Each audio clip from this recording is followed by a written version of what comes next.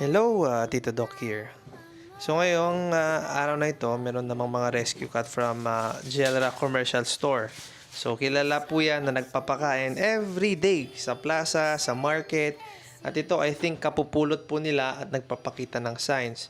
So mga protocols kasi ni Ma'am Bambi at ang aming sinasuggest, once na may sakit, idala po sa clinic. So siya po ay solely lang na nag-treat. Wala po siyang grupo. And I don't think also na humihingi siya ng donation, pero if meron siguro baka makaka-help sa kanya, no. So you can visit Gelera Commercial Store, no, sa town.